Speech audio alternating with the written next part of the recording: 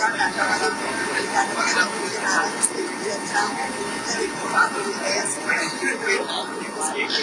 नहीं थे, ऐसा मतलब कि अगर कोई गद्दार जिसने मोदी सरकार गिराई ऐसे गद्दार की छत के नीचे जाकर ऐसी मीटिंग करे तो इससे एक बड़े नेता की क्रेडिबिलिटी कम होती. शरद पवारांची क्रेडिबिलिटी कालच्या घटनेमुळे कमी झाली. एकनाथ शिंदेच्या केबिनमध्ये मीटिंग केली. काल सीमा प्रश्नावरची बैठक होती आणि ती बैठक झाल्यानंतर आमच्या विधिमंडळाच्या सर्व सदस्यांनी मग त्यानंतर लिफ्ट मधून दुसऱ्या मजल्यावरून तळ मजल्यावर आल्यावर गाडीकडे जाताना सगळ्यात जवळची केबिन कुठली, ऑन द वे पायऱ्यांच्या जवळ असणारी उपमुख्यमंत्र्यांचं एक दालन आहे, ती जवळची केबिन होती. ते चालत होते आणि त्यामुळं त्यांना जास्त अंतरावर नेऊन चालवणं शक्य नव्हतं आणि म्हणून त्यांना आम्ही सगळ्यांनी विनंती केली की या ठिकाणी आपण बसू आणि चर्चा करू. त्यामुळं सर्व विधानसभेचे सदस्य एकत्रित बसलो. एक दोन खासदारही होते आमच्या पक्षाचे. चहापान झालं आणि साहेब गेले. आता विधानसभेतल्या कुठल्या दालनात बैठक घेतली, कोणाच्या दालनात, ही कोणाच्या मालकीची दालनं नसतात. ही सर्वांचं विधानमंडळ आहे आणि सोयीसाठी जर एखाद्या दालनात जर जाऊन बसलं तर त्या दालनाचा माणूस होतो किंवा त्या व्यक्तीबद्दलच्या अशा पद्धतीचा आक्षेप घेणं हेही मला वाटतं संजय राऊतांनी योग्य केलं असं मला वाटत नाही. क्रेडिबिलिटीचा शरद पवार साहेबांना देशातल्या सर्व पक्षाचे सगळेच लोक त्यांच्याशी बोलत असतात, येत असतात, भेटत असतात आणि त्यामुळं याच्यात मला वाटत नाही की क्रेडिबिलिटीचा इश्यू आहे. त्यांनी ज्याच्यावर आक्षेप घेतलाय आणि संजय राऊत साहेबांना काय सगळ्यांनाच माहिती आहे की इथलं प्रत्येक दालन हे सर्वांचंच आहे. शेवटी त्या दालनावर त्या मंत्री महोदयांची पाठी असली तरी सोयीनुसार ते दालन वापरण्यात आलं. त्याच्या बाबतीत आक्षेप घेणं हे योग्य आहे असं मला वाटत नाही. पवार साहेबांची प्रकृती लक्षात घेता त्यांना चालण्याचं अंतर कमी करण्यासाठी आणि त्याच्या पलीकडे लगेच पुढे पायऱ्या असल्यामुळे तिथून पुढे उतरून गाडी तिथं मागच्या बाजूला आणण्यात आलेली होती. तिकडे जाणं हे सोयीचं होतं आणि त्यासाठी त्या दालनाचा वापर करण्यात आला. घटक दलाच्या नियमांचं पालन केलं नाही. जर आम्ही जाऊन अजित पवारांच्या दालनामध्ये बैठक घेतली तर असं होईल की आम्ही एफडीएच्या विरोधात गेलो. त्यांना असं सुचवायचं की तुम्ही एफडीएच्या विरोधातच जवळपास जाऊन ही बैठक घेतली.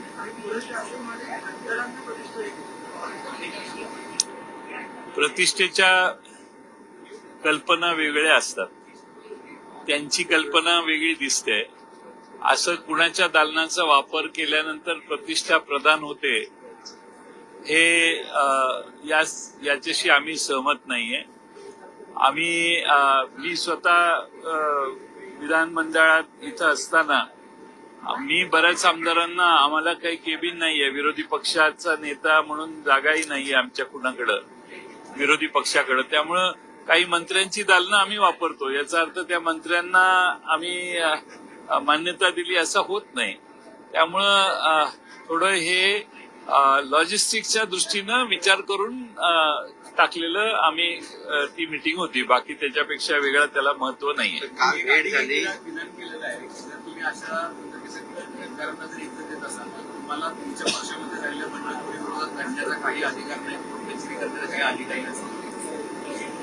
असं आहे की संजय राऊत यांच्याबद्दल, ते माझे मित्र आहेत, त्यांच्याबद्दल माझे संबंध फार चांगले आहेत.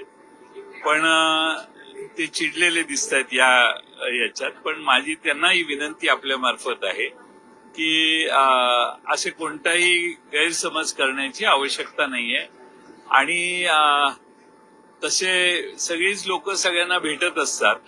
अलीकडे कुणाला भेटलं याच्यावर बातम्या फार व्हायला लागलेल्या आहेत. हे मात्र तेवढंच खरं झालेलं आहे. पृथ्वीराज चव्हाण असं म्हणते की तुमच्या पक्षातले 5 ते 6 खासदार हे अस्वस्थ आहेत की ते कधीही जातील, अशा पद्धतीचं त्यांनी विधान केलं. कुणी कुठं जाणार नाही. आमचे 8 खासदार एक जिन्सी आहेत, 10 आमदार एकसंघ आहेत. कुणी कुठं जाणार नाही. आणि मला हे कळत नाही की वारंवार असे प्रेडिक्शन्स करणे योग्य दुसऱ्या पक्षाबद्दल नाही. मग उद्या काँग्रेसचे विधानसभेच्या आमदारांच्या बाबतीत मी प्रेडिक्शन असं करायला लागलो तर कसं दिसतं. त्यामुळे एखादी घटना जर झालेली नसेल तर होईपर्यंत त्यावर बोलणं योग्य नाही. या सगळ्या कार्यकर्त्यांमध्ये कुठेतरी संभ्रमाचे वातावरण निर्माण करण्याचा प्रयत्न हा होतोय का याचा? कार्यकर्त्यांना संभ्रमात टाकण्याचं कार्यकर्त्यांनी पडण्याचं कोणतं कारण नाही. सगळे शरद पवार साहेबांच्या निष्ठा ठेवून या पक्षात काम करतायत. आणि पवार साहेब आल्यावर कालच आपण बघितलं सगळेच सदस्य एकत्रितपणाने साहेबांना भेटले. त्यामुळे पवार साहेबांच्यामुळं आम्ही सगळे निवडून आलेलो आहोत आणि पवार साहेबांचा पाठिंबा आम्हाला आहे. हे आमची समाजातली महाराष्ट्रातली सगळ्यात पॉझिटिव्ह गोष्ट आहे आणि त्यामुळे त्यांना सोडण्याचा प्रश्न उद्भवत नाही.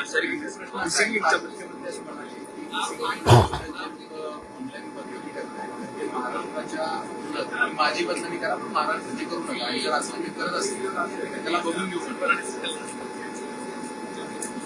असं आहे की मधल्या काळात मी विधानसभेतही भाष्य केलेलं की below the belt online social मीडियाचा वापर होऊ नये.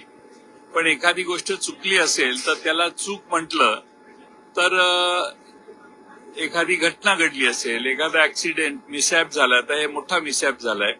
एकदम नवीन कोऱ्या करकरीत रस्त्यावर वरून काही पडलं. मला वाटतं की थोडासा सिमेंट कॉन्क्रीटचा बीम देखील खाली पडलेला दिसतोय त्या चित्रात. त्यामुळं चिडून जाण्याचं कारण नाही. उलट टेक्निकली त्याला काय झालं याचं विश्लेषण करून दुरुस्त करण्यासाठी विरोधी पक्ष टीका करतो. हे सत्तारूढ लोकांनी ध्यानात घेतलं पाहिजे. त्याला जोडून असा प्रश्न आहे की मिसिंग लिंक हे महाविकास आघाडीच्या काळात त्याचं पेपरवर झालं होतं. मात्र आता जो तयार झाला त्याचा खर्च हा 12 पट चंद्रयान 3 वाढली गेला. त्यामुळे कुठेतरी खर्च हा 670 कोटींचा चंद्रयानचा हा 7,000चा पुढे हा खर्च या मिसिंग लिंकला लागला. मिसिंग लिंकचं हा जो कनेक्शन आहे हे करण्यासाठी आमच्या सरकारपासून त्याच्यावर अनेक सर्वे झाले, विश्लेषणं झाली तिथल्या स्टाटाची. त्या स्टाटा बद्दल काही रिमार्क्सही आलेले असतील आणि त्यामुळं हा करण्याच्या विषयी काही अडचणी त्यावेळी होत्या. त्या अडचणी ओव्हरलूक करून काही करावं असं नाही. म्हणून मला वाटतं हे पृथ्वीराज चव्हाण साहेबांना जास्त चांगलं माहीत असेल, मला नक्की माहीत नाही. पण त्यामुळे त्या गोष्टीला जास्त गती मिळाली नाही. पण 3,500 कोटीचा 18 सालचा प्रकल्प हा आता जवळपास 7,500 कोटीवर गेला. म्हणजे जवळपास 45% वाढ झाली. अशा वाढी होणं हे चिंताजनक आहे. मग एस्टिमेट करणारे चुकीचे होते का? किमती वाढल्या असतील तर मी समजू शकतो 10-12%, 15%, 20%. पण 45% पर्यंत वाढ झाली तर ती वाढ कशामुळे झाली याचाही एक संशोधन करणं आवश्यक आहे.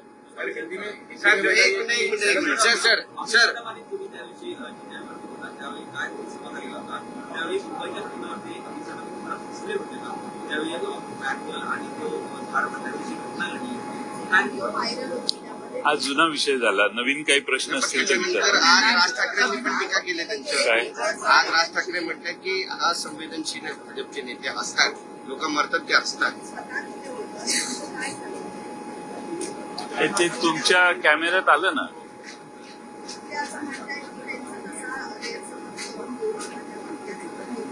त्यांनी त्याचा खुलासाही केलाय विधानसभेत. सर मुंबईमध्ये जे झाडं पडतात सर मुंबईमध्ये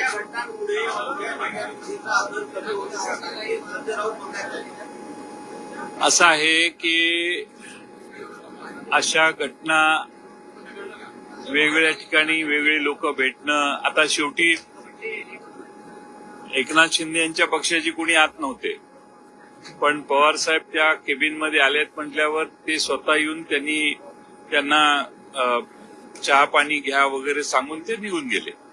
पण आमच्या पक्षाची मिटिंग आहे. इथल्या प्रत्येक दालनामध्ये अनेक पक्षाची लोक भेटत असतात तसं पवार साहेबांना चालायला कमी लागावं म्हणून आम्ही ती दालनाचा वापर केला. त्यामुळे संजय राऊत हे समजून घ्यावं त्यांनी, अशी माझी आपल्या मार्फत विनंती आहे. हा